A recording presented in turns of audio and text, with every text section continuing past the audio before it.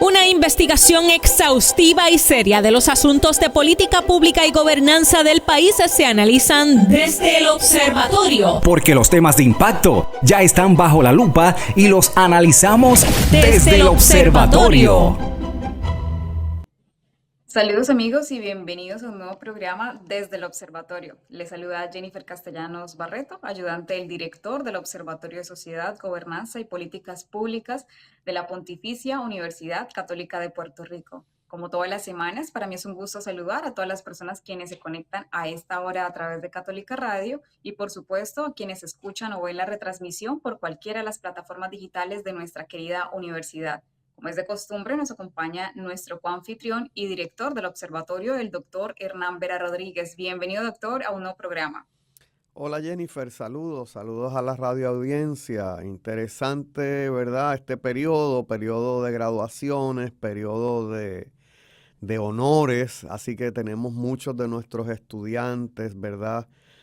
Cosechando los frutos de su esfuerzo, de sus estudios en los pasados años, así que quedan saludados los estudiantes y quedan saludados la familia, y agradecemos a las familias que nos hayan confiado la educación de sus hijos. Así que pues seguimos aquí laborando en la Pontificia Universidad Católica de Puerto Rico. Perfecto, doctor. Y cuéntenos de qué estaremos hablando el día de hoy. Pues Jennifer, vamos a estar hablando a la radioaudiencia sobre el tema de la vulnerabilidad ante los desastres naturales. Son temas un tanto incómodos, son realidades un tanto incómodas, pero hay que discutirlas, ¿verdad? Sobre todo en este periodo de huracanes, en este periodo, ¿verdad? Tan interesante, por decirlo de alguna manera, por no llamarlo estrésico, en que se vive en el país, pues discutir algunos informes que han salido con respecto a este tema. Así es, y para contextualizar este programa, trajimos a colación la noticia que salió el 1 de junio del 2025, la cual se titula En riesgo el 80% de la población, la pobreza, la falta de seguro y otros factores agudizan la vulnerabilidad en más de 1.3 millones de personas en Puerto Rico. Esta es una noticia publicada por Génesis Ibarra Vázquez. Y dice, de cara a una nueva temporada ciclónica que inicia este domingo, más del 80% de la población puertorriqueña enfrenta vulnerabilidad social moderada o alta ante un desastre en aspectos que van desde la pobreza hasta el acceso a seguro médico, lo que llevó a entendidos en el tema a urgir una respuesta del Estado y el fortalecimiento de organizaciones y comunidades que han asumido un rol vital desde el paso del huracán María en el 2027. Las estimaciones del 2023 sobre la resiliencia comunitaria para Puerto Rico, publicada por la Oficina del Censo de Estados Unidos el pasado 15 de mayo, muestran que la tasa de personas con 3 o más componentes de vulnerabilidad social en el archipiélago ascienden a 41.08%, lo que supone más de 1.3 millones de personas, de una población total estimada de 3.192.216 personas. Otro 41.36%, lo que más o menos sería 1.320.164 personas, sufren uno o dos componentes, mientras que solo el 17.57%, lo que equivale a 560.799 personas, experimentan cero componentes. Ante esta realidad o ante esta situación que sale en el periódico, por supuesto, traemos el tema de hoy. Entonces, doctor, para iniciar, ¿qué le parece la noticia? Sí, Jennifer, es una nota del Nuevo Día, ¿verdad? Donde realmente lo que hace es que se refleja estimados de la resiliencia comunitaria. El CRE es un informe que se llama el CRE, Community Resilience Estimates, del Buró del Censo, y particularmente pues se destaca un informe del 2023, ¿verdad? Y se destacan, como bien mencionaste, algunos factores como el nivel de pobreza en la población, el número de cuidadores que viven bajo un mismo techo, el nivel de hacinamiento o la cantidad de personas que viven en una residencia, el nivel educativo que lograron los miembros de esa unidad familiar, el estatus de empleo de los mismos, la discapacidad, posible discapacidad de alguno de los miembros o el nivel o profundidad, vamos a llamar, de esa discapacidad. Si están cubiertos por seguros médicos, cuál es la edad. Entonces ahí se distingue entre personas menores a 65 años y mayores a 65 años. El tener acceso a vehículos de motor, el tener esa posibilidad de movilizarse de un punto a otro, y el acceso a la banda ancha, el acceso a internet de banda ancha. Y fíjate que ahí se establece que hay unas poblaciones que tienen una vulnerabilidad social baja, que son aquellas que tienen uno o dos de esos componentes que mencionamos de vulnerabilidad social moderada, y los que tienen 3 o más componentes es una vulnerabilidad social alta. Así que se hace, ¿verdad?, un análisis de la vulnerabilidad de las distintas poblaciones. Cuando comparamos a Puerto Rico con los Estados Unidos, encontramos que población que tenga 3 o más de los factores de vulnerabilidad que mencionamos, utilizando datos del 2019, el Buró del Censo nos dice que el 46.1% de la población de Puerto Rico está en un estatus de vulnerabilidad en 3 de esos factores o más, lo cual es menos de la mitad cuando lo comparamos con, ¿verdad? Es más de la mitad, porque en Estados Unidos el nivel de personas con vulnerabilidad social en 3 o más de esos elementos es de 21.6. Así que 46.1 en Puerto Rico, 21.6 en los Estados Unidos. ¿Algún comentario, Jennifer? No, lo que está mencionando es supremamente importante, pero sobre todo también es alarmante porque hay que recordar que recientemente también el Servicio Meteorológico Nacional de los Estados Unidos prevé que en el Atlántico se formen de 13 a 19 tormentas, lo cual mencionan que es una cifra superior en promedio histórico a lo que cada año prevén. Pero de esos 13 a 19 tormentas, entre 6 y 10 se convertirán en huracanes, de 3 a 5 podrían ser de intensidad de un huracán de categoría 3 o superior, y esta información tiene una probabilidad, según el NOAA, que es la Administración Nacional Oceánica y Atmosférica, del 70% de confianza para este pronóstico. Sí, fíjate, un punto importante que debemos analizar de este informe es que los huracanes no discriminan, ¿verdad, Jennifer? Los temblores no discriminan, son eventos de la naturaleza, ¿verdad? Así que nos afectan a todos por igual, pero la capacidad de resistirlos o la capacidad de sobreponernos a ellos varía de acuerdo a esos elementos que establecía al principio. Cantidad de personas que viven bajo un mismo techo, si eres adulto mayor o no, si tienes discapacidad o no, si estás bajo el nivel de pobreza o no, si tienes vehículos de motor o no, si tienes internet de banda ancha o no. ¿Ok? Y eso es particularmente importante, ¿verdad?, de notarlo, porque en Puerto Rico, según informes de la encuesta de la comunidad, en Puerto Rico, pues el nivel de pobreza anda cerca del 40% en la población general, ¿verdad? Y fíjate que es un número muy parecido al 46% de personas que están afectados por 3 o más factores de vulnerabilidad de los que mencionamos, ¿verdad? Así que, por ejemplo, cuando nosotros tenemos más capacidad económica, puedo tener un internet de banda ancha. Cuando yo tengo mayor capacidad económica, puedo tener un vehículo que me permita transitar para un lugar que sea menos arriesgado estar en él en el medio de un huracán, digamos. Me puedo incluso, algunas personas pueden salir del país si lo quisieran, ¿verdad? Así que el factor de la economía, el tema de las placas solares, ¿verdad?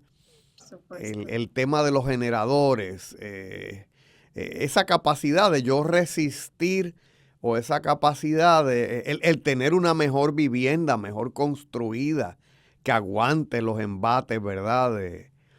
De los huracanes y de las tormentas y demás. El poder vivir en zonas que no sean zonas inundables, que no sean zonas propensas a los deslaves, ¿verdad? Pues todo eso pasa a través tristemente, digamos, a través de la economía. O sea, mi capacidad económica me permite o no me permite el ser más o menos resiliente. ¿Me van siguiendo? Y entonces eso tiene que ver con eso. Tiene que ver con otras cosas también. Hay un informe del Centro. El Centro es una publicación del Hunter College en Nueva York. Se llama Pervasive Poverty in Puerto Rico, a Closer Look. Es un informe de septiembre del 2023. Sí que está bastante caliente. Y hay amigos allí que han publicado, por ejemplo, personas conocidas como Carlos Vargas, que ha estado muy relacionado a las labores del observatorio. Dice, ¿verdad?, que la economía de Puerto Rico, los puntos principales, ¿verdad?, en el Executive Brief, dice que la economía puertorriqueña ha sido incapaz de producir suficientes empleos a unos niveles de remuneración adecuados. Nos dice que Puerto Rico tiene una tasa de pobreza que es 3 veces más alta que la de Estados Unidos como un todo, que en todos los 78 municipios se exhiben niveles de pobreza que permiten calificarnos como condados donde se da o ciudades la pobreza persistente. Se nos señala también que más de la mitad de los niños, un 56%, vivían bajo el nivel de la pobreza en el 2021. Así que son elementos, ¿verdad? Ese es un informe que lo pueden buscar, está disponible de acceso gratuito, ¿verdad? De nuevo, Pervasive Poverty in Puerto Rico, a Closer Look del Centro, la revista El Centro de Hunter College en Nueva York. Así que muchas de las cosas, ¿verdad?, esa capacidad de respuesta que tenemos como sociedad o como familias o como individuos, pues pasa por el tema económico, ¿verdad? Y eso pues entonces lo hace más difícil. Cada vez que anuncian un huracán, Jennifer, pues nuestra gente sale a suplir sus despensas, ¿verdad? A suplir y a comprar alimentos, a comprar agua, a comprar baterías. Y eso ocurre en par de ocasiones desde ahora hasta octubre, noviembre. Y eso agrava la situación económica de las familias, descuadra el presupuesto familiar que de por sí ya está descuadrado, ¿verdad? Cuando tenemos casi el 40% de las familias en niveles de pobreza. Y hay familias donde, qué sé yo, los que reciben el PAN, pues se les adelanta a veces unos pagos del PAN o se les dan unos pagos especiales, pero hay una porción de nuestra sociedad que no gana lo suficiente como para que les sobre dinero, pero que tampoco cualificarían para estas ayudas y quienes se ven particularmente afectados por este ir y venir, este ping-pong, este estrés continuo que se vive durante esta época de huracanes. ¿Algún comentario, Jenny? Sí, que ciertamente cada quien se prepara, o cada familia o cada individuo se prepara de acuerdo a sus recursos. No todas las personas tienen la posibilidad de poder acceder quizás a unas plantas eléctricas, a unas placas solares.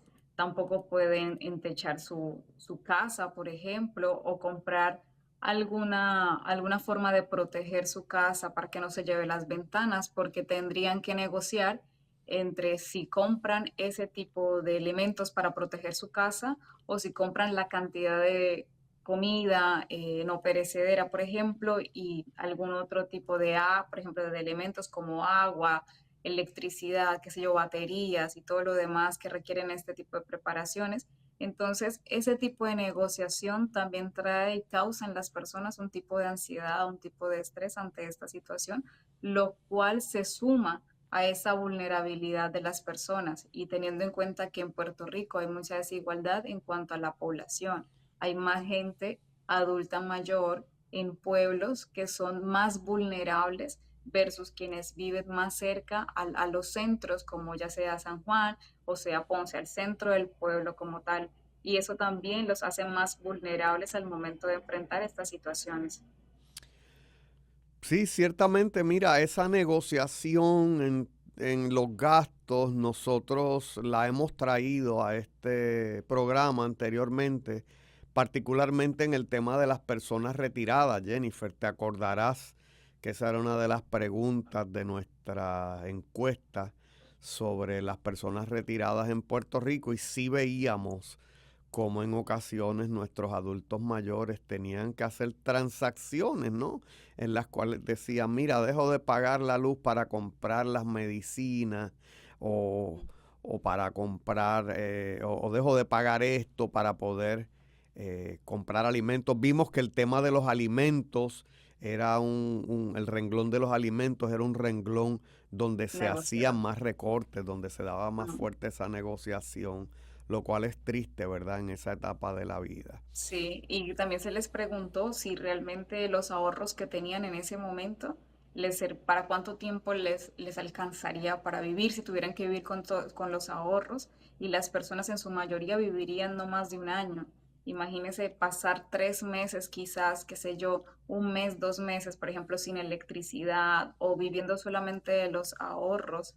Es una situación muy difícil. Y si mal no recuerdo, el renglón donde tenía una frecuencia más alta era de un mes. Nosotros decíamos, ¿cuánto dinero tendrás, verdad, para vivir cuántos meses? Y básicamente un gran por ciento de la gente nos dijo un mes. Claro, y recordar que cuando el paso del huracán María, realmente hubo sectores donde vivieron más de un mes sin electricidad, incluso sin agua potable. Cierto, mira, el informe identifica unos municipios donde la vulnerabilidad es más alta, o dicho de otra forma, la resiliencia es más baja. Ahí tenemos municipios como Maricao, Lajas, Guánica, Sabana Grande, Ciales, y cerca por ahí también la isla municipio de Vieques. Sí. Así que son, como te dije, como dijimos, ¿verdad? Los desastres naturales nos afectan a todos, pero esa gente es particularmente golpeada porque ya ha sido golpeada por la economía, ya han sido golpeada por la falta de empleos, ya ha sido golpeada por la falta adecuada de servicios gubernamentales, y son menos resilientes a la hora porque tienen menos de los factores de los cuales mencionamos, ¿verdad? Autos, espacio suficiente en las casas, seguros médicos. No hablemos, que no lo vi en el informe, pero seguros de propiedad, ¿verdad? Sí. Un gran problema en el huracán María, o post huracán María, era que muchas de las personas no tenían ni siquiera un título de propiedad de las residencias donde vivían. Que aquí hemos traído, ¿verdad?, a varias personas que nos han hablado de ese tema, de cómo se está tratando de lograr la titularidad. Por ejemplo, trajimos al licenciado Sánchez a hablarnos sobre este tema. Así que algunas personas, vuelvo y digo, algunas familias son capaces de resistir mejor y eso pasa a través de la economía, por la construcción de sus casas, por el lugar donde están ubicadas las casas, por la disponibilidad de seguros, ya sea de salud o seguros de propiedad, y por muchas otras cosas. Así es, doctor. Pues magnífico. Vamos a tener que hacer una pausa y ya regresamos desde el observatorio. Desde el observatorio. Amigos, estamos de regreso Desde el Observatorio, hoy conversando sobre la vulnerabilidad ante los desastres naturales en Puerto Rico. Doctor, para este segundo segmento, ¿le gustaría dar alguna información, alguna introducción, algo que se nos haya quedado en el primer segmento? Mira, podemos hablar, ¿verdad? Vamos a hablar de qué sectores se pueden ver afectados y que pudieran ser vulnerables más allá de las familias, ¿verdad? Así que podemos mencionar algunos. Vamos a hablar del sector agrícola, por ejemplo, Jennifer. Haría falta un informe de vulnerabilidad también con respecto al sector agrícola. Cómo nuestros agricultores pueden perder sus cosechas con el paso de los huracanes, incluso con lluvias torrenciales por mucho periodo de tiempo. ¿Cuántos de esos cosechos están asegurados? ¿Cuáles no están asegurados? Aunque la cosecha esté asegurada, ¿cuánto tiempo va a tardar esa finca en volver a estar en condiciones productivas? ¿Cuánto aguante tendrán nuestros agricultores, sobre todo nuestros pequeños agricultores, con respecto a esta situación? Porque todavía quizás muchos de ellos se están recuperando de situaciones anteriores. Recuérdate que hay sectores de la producción, como son los plátanos y los guineos o bananos, donde no tiene que haber un huracán categoría 5 para verse afectado. A veces con una pequeña tormenta ya ese sector se ve afectado. Recuérdate de la escasez de plátanos y de guineos que hubo en el país hace un par de años a raíz de los huracanes Irma y María, y cómo tuvo el Departamento de Agricultura que permitir unas licencias de importación.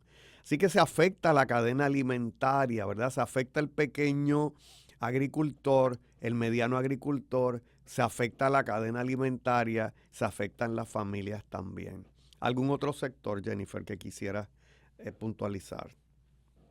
También pienso que, ya que lo menciona y en línea con los agricultores, son esas pequeñas empresas, los pequeños negocios, los restaurantes, los cafés, pequeños negocios que usan tanto mercancías de productos internos como productos externos. Seguramente pueden ocurrir interrupciones en las operaciones, algunos daños físicos, porque durante el huracán María o muchos pequeños negocios, pequeñas empresas, recibieron el embate, por supuesto, del huracán y les costó mucho recuperarse y algunos realmente tuvieron que cerrar, perder el inventario porque ciertamente no tenemos garantía de que el sistema eléctrico del país funcione en esos momentos por todas las experiencias ya vividas y todo lo que está ocurriendo recientemente con la energía en Puerto Rico, sobre todo sobre ese anuncio, ¿no? De que van a haber más interrupciones, más apagones y realmente si el sistema energético tiene la capacidad para resistir un huracán como se prevé, categoría 3 o 5. Y ese acceso a los seguros, muchas personas, como bien lo dice usted, no tienen, a veces tienen que negociar si pagan el seguro, si no lo pagan y hasta cuánto, por ejemplo, el seguro puede volver a reponer la totalidad o la parcialidad de esas pérdidas que ocurren cuando pasan estos desastres naturales. Otro punto ahí, Jennifer, es si el seguro paga. Porque Claro. en el huracán María tuvimos serios problemas. Creo que hasta una compañía de seguros sale del mercado en ese proceso. Y todavía hasta hace poco había individuos, corporaciones, negocios, negociando con los ajustadores de su seguro, porque pues las cantidades que le ofrecían como compensación pues no permitían el sustituir lo que habían perdido con el huracán. Se afecta también en esto de los pequeños y medianos negocios y todos los negocios, la cadena de suministro, Jennifer. O sea, si yo no puedo pasar de un lado al otro de la isla algunos suministros, pues no puedo dar algunos servicios, ¿verdad? Y toda esa serie de cosas. Y se afectaron los puertos y los barcos no pueden entrar, pues también tengo una serie de problemas con respecto a eso. Así que sí, los negocios pueden ser afectados. Otro renglón que se ve afectado con esto es la educación. No nos olvidemos, ¿verdad? Toda la disrupción que causaron los huracanes, los temblores y la pandemia. Y de ahí venimos, ¿verdad? Venimos de unas serias disrupciones en el proceso educativo, donde se mostró las organizaciones educativas denotamos cierta resiliencia, ¿verdad? Cierta capacidad de resistir, pero algo se pierde en el proceso educativo, ¿verdad? Con todas estas disrupciones. Y hay un clamor de la ciudadanía, un clamor de las familias, de que tiene que haber una mayor resiliencia de las instituciones educativas para volver a la normalidad el proceso educativo tan pronto se pueda. Entonces nos cuestionamos qué se ha hecho desde esos huracanes, sobre todo en el sector público de la educación, sobre todo en el sistema de educación pública. ¿Cuántas escuelas tienen placas solares? ¿Cuántas escuelas tienen algún tipo de internet que sea satelital, por ejemplo, que no se vea tan afectado por los cambios climáticos? ¿Y qué hemos aprendido, verdad? ¿Qué se ha aprendido en el sistema de educación pública en ese proceso? Sí, ahí hay otro elemento también y es que aunque no es su principal fuente económica en Puerto Rico, el turismo también se ha afectado. Seguramente muchas personas que planifican pasar sus vacaciones en el Caribe tendrán que hacer cancelaciones y eso puede significar una pérdida para el turismo, sobre todo en sectores como San Juan o Rincón, estos lugares donde son más turísticos. Principalmente por la pérdida de turistas, pero también en muchos casos por el daño en la infraestructura de estos lugares a donde normalmente llegaría la cantidad de turistas. Sí, mira, la zona sur ha hecho una gran apuesta al sector turístico y sobre todo al sector turístico que tiene que ver con los cruceros. Aquí en la ciudad pues ya ha venido por lo menos 2 veces el Icon of the Seas, y se ha apostado la administración municipal y él ha hecho una gran apuesta a la llegada de estos cruceros como un motor de la economía local, y a la vez los pequeños comerciantes también han apostado a eso, ¿verdad? Y pues anuncias un huracán, por lejos que venga, aunque no llegue, tiene un efecto en ese itinerario de la llegada de estos cruceros. Y no digamos, quiera Dios que no, ¿verdad? Pasa alguna tormenta de estas por acá, pues causa algunas disrupciones en ese proceso. Y tristemente la temporada más alta de esos cruceros es la temporada de verano, que es también la temporada de huracanes. Así que hay que planificar alrededor de eso. Pasa en todo el Caribe, así que lo que es igual no es ventaja, ¿verdad? Pasa en todo el Caribe, pero es una realidad que tenemos que tomar, que tener en cuenta en estos procesos. Está el tema también, Jennifer, de la salud mental, ¿verdad? ¿Verdad? La resiliencia, según el CRE, ¿verdad? Del Buró del Censo, pues tiene que ver con otras cosas, pero me gustaría pasar, ¿verdad? Por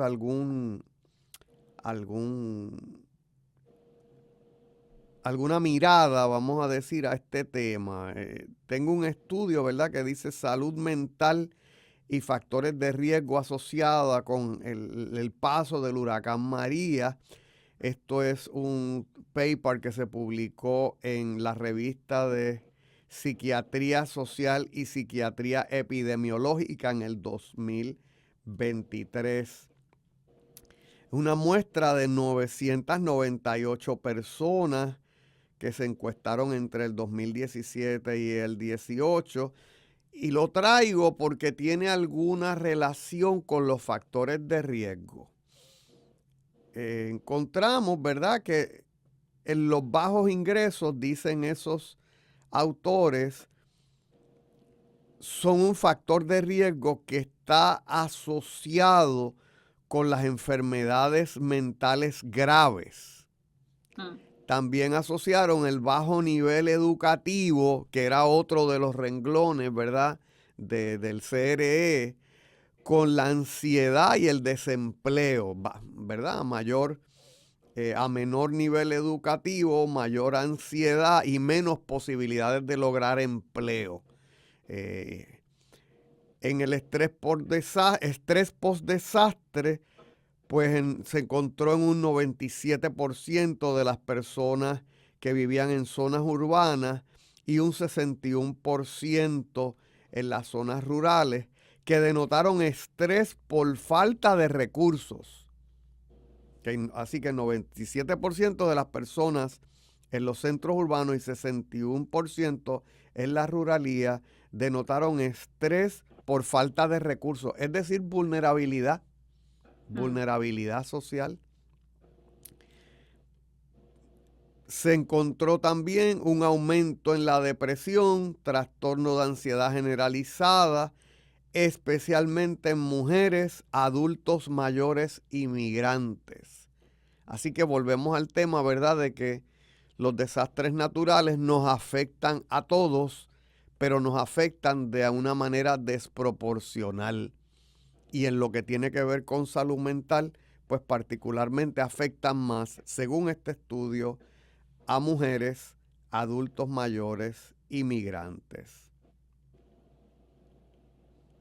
También se encuentra, ¿verdad?, que aumenta la tasa de suicidios en el país, aumenta tras el huracán María, así como el abuso de narcóticos recetados y drogas ilícitas. Así que ahí hay un inventario de salud mental, ¿verdad?, y de comportamientos que pudieran verse afectados y que tienen que ver con el tema de la resiliencia también. Es otro tipo de resiliencia, ¿verdad?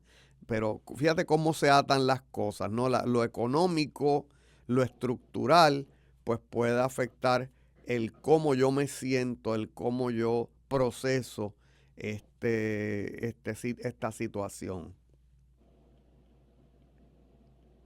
Y el otro elemento ahí es muchas personas están solas. Ahí menciona algo de los migrantes y bueno, en mi experiencia con los huracanes y en los desastres naturales, yo creo que lo que siempre lo salva a uno es contar con un apoyo. A veces no propiamente lo económico es lo fundamental, pero al ver que tanta gente, igual que uno, pierde tantas cosas, uno se fortalece en las relaciones interpersonales que tiene porque no es lo mismo sufrir desastres naturales acompañado que estar solo.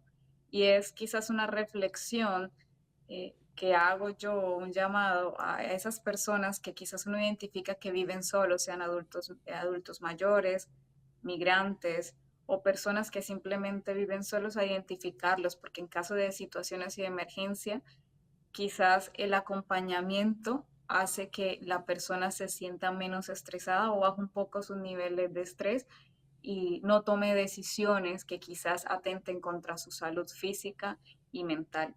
Eso creo que también es más allá de quizás ver los datos son los importantes, es aprender a observar lo que hay a nuestro alrededor, qué personas son más vulnerables que yo y cómo yo tengo mis herramientas y puedo ayudar a otros, porque ante estas situaciones el llamado comunitario es inminente, o sea, tenemos que acompañarnos como comunidad, tenemos que acompañarnos como vecinos, tenemos que acompañarnos como amigos, como familia, tenemos que acompañarnos ante estas situaciones porque estar solo agrava más mis condiciones mentales y mis condiciones físicas. Ahora, por otra parte, pensaba cuando menciona a las personas con algún trastorno eh, de salud mental, es preocupante porque a veces, bueno, muchas de estas personas que dependen de medicamentos, esos medicamentos son por receta y una cantidad, qué sé yo, al mes. Como no se sabe cuánto tiempo pueda durar la emergencia, a veces los seguros médicos, los planes médicos no autorizan la cantidad de medicamentos que va a necesitar esa persona para poder mantenerse estable. Y eso es otra preocupación que nace desde la vulnerabilidad que existe realmente a nivel social. Eso es una situación bien complicada, porque muchos de los medicamentos que se toman con ciertas condiciones son medicamentos controlados también, Ujú, ¿verdad? exacto. Son medicamentos, lo que le llaman narcocontrolados, ¿verdad? Y como te digo, y su manejo es bien delicado, ¿verdad? Así que le servirán al paciente lo que necesita. Pero ¿qué pasa con ese paciente? Y hubo casos en el huracán María de personas o post huracán María que se hicieron daño, le hicieron daño a las familias. Nos acordamos casos de esos en las noticias y hubo un caso de alguien que perdió la vida a manos de la policía, ¿verdad? Porque estaba descontrolado y las familiares lo que dijeron era eso: mira, esta persona no logró unas citas médicas para lograr el adquirir sus medicamentos que le hacían falta para controlar su condición, que a la vez lo lleva a controlar su temperamento. Entonces, que es un ciclo, ¿verdad?, complicado de eventos que puede llevar a tragedias familiares, individuales, ¿verdad? Y llamamos la atención, ¿verdad?, de que los proveedores de servicios deben llegar a veces a las comunidades. Mm, Eso es difícil, ¿verdad?, en el país porque hay una escasez de proveedores de servicios, pero nosotros, por ejemplo, aquí en la universidad movió sus equipos de apoyo a las comunidades en ciertas ocasiones, no fue todo el tiempo, pero a las comunidades que fueron afectadas por los terremotos o que fueron afectadas por el huracán María. Porque eso es necesario, porque el tratamiento no se puede a veces interrumpir así de golpe y porrazo, ¿verdad? Porque las mm, personas necesitan vivir en una estabilidad. Así que es bien complicado el tema que trae Jennifer, mm. bien Y yo complicado. creo que transversalmente lo hemos visto y es que ante estas situaciones y ante la, digamos, la escasez de recursos, muchas personas optan por migrar y muchos de esos ya no regresan. Si pierden sus cosas, si pierden su casa, si pierden su espacio, si pierden lo único que tenían, pues no van a regresar. Y creo que más allá quizás de alarmar, creo que debemos hacer un poquito más de conciencia y tener todos los planes habidos y por haber, porque uno a veces tiene un plan y se aferra únicamente a ese plan y debe tener todos los planes habidos y por haber para quizás prepararnos ante esta situación, aunque muchas veces no estamos totalmente preparados como creemos que lo estamos ante esta situación. Volviendo al tema de salud mental, es una cosa muy seria, Jennifer. Nosotros tenemos familias en nuestro país que han sido afectadas por casi todos los fenómenos naturales que han pasado por el país. Personas que pierden la casa una vez, la pierden 2 veces, la pierden 3 veces.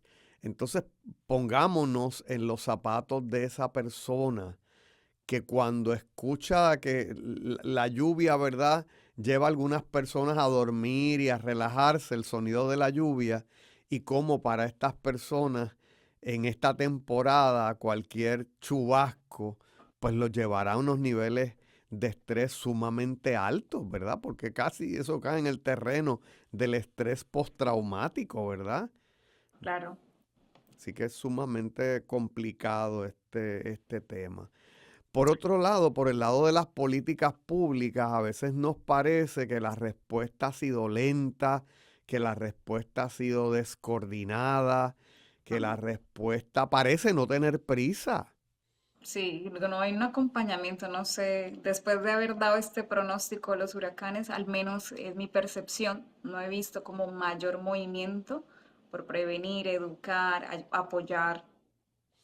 Así que, por un lado, pues, esa resiliencia, perdóneme la expresión, ese cuero duro para enfrentar lo que la vida nos lanza, pues es importante. Pero por otro lado, en términos de política pública, como que ha creado una tolerancia en la población que a mí me parece desproporcionada. ¿Cuántos años lleva el desvío de la autopista a la altura de Calley? ¿Cuánto movimiento nosotros vemos allí de maquinaria donde haya un movimiento activo para devolvernos el estado natural o normal, original de la autopista en ese kilómetro? ¿Verdad? Y creo que hemos sido y somos extremadamente tolerantes y que a son de escuchar tantas excusas, ya no nos las tienen ni que dar, ya no las creemos. Y toleramos y toleramos y toleramos. Y eso hay que atenderlo porque si no atendemos nuestra infraestructura, fíjate que eso conecta la zona norte con la zona sur y que la otra posibilidad ya no es cualitativamente aceptable según los estándares de la sociedad moderna. Entonces se sigue dañando por pedazos, por pedazos, por pedazos y los vamos atendiendo cuando Dios quiera lo atendemos, cuando Dios quiera lo arreglamos y podemos lograr desconectar las dos zonas, que solamente puedas conectarte por avioneta en algún momento. Así que creo que una cosa es la resiliencia, ¿verdad? En términos, ¿verdad?, de política pública, de que sí, de que hay que ser tolerantes, que sí, que hay que aguantar, que sí, que hay que esperar. Pero por otro lado, hay que tener también esa capacidad crítica para pedir o exigir de las personas que nos gobiernan, del partido que sean y de los colores que sean, porque como sociedad nos merecemos unas mejores vías, como sociedad nos merecemos un mejor sistema de energía eléctrica, Jennifer. Totalmente. Y entonces, pues eso hay que atenderlo. Y ya un poco se va provocando la tolerancia, ¿verdad? Nos decían, pues mira, se van a traer unas barcazas para fortalecer en verano la producción, pero no hemos visto las barcazas. No las hemos visto, ¿verdad? Y entonces tenemos que vivir con los apagones. Aún, y no estamos hablando que no ha soplado viento todavía. No, simplemente porque el sistema de energía eléctrica que tenemos no aguanta, vamos a decir, los requerimientos de energía de la población. Así es, doctor. Y bueno, como el tiempo vuela en este programa, ¿alguna reflexión breve, doctor, para cerrar?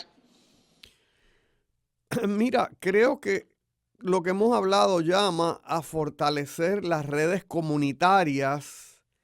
Tenemos que apoyar nuestras organizaciones locales, todas estas organizaciones del tercer sector que tanto nos sirvieron durante el huracán María. En términos de políticas públicas, seguir exigiendo, presionando para que se desarrolle en el país una infraestructura más resiliente. Tienen que seguirse enfatizando los programas de empleo y educación para reducir la pobreza, porque mientras menos pobreza, mayor resiliencia tendremos. Tienen que seguirse generando programas de salud mental que apoyen la salud mental, in situ cuando se den estos desastres naturales. Y en términos generales, como ciudadanos, pues lograr la mayor preparación hacia los huracanes que nuestra situación socioeconómica nos permita. Magnífico, doctor. Pues muchas gracias. Amigos, hemos llegado al final de nuestro programa en Desde el Observatorio. Les recordamos que pueden conseguir la retransmisión de este programa y de todos los anteriores en YouTube, en el canal Huellas del Futuro, bajo la playlist Desde el Observatorio o en formato podcast en Spotify. Les agradecemos a todos por acompañarnos el día de hoy. Nos vemos la próxima semana en un episodio más Desde el Observatorio. Muchísimas gracias. Forma parte de nuestro análisis. Comparte tus opiniones con el panel. Comunícate con nosotros a observatorio.pucpr@pucpr.edu. Desde el Observatorio, una producción de la Pontificia Universidad Católica de Puerto Rico.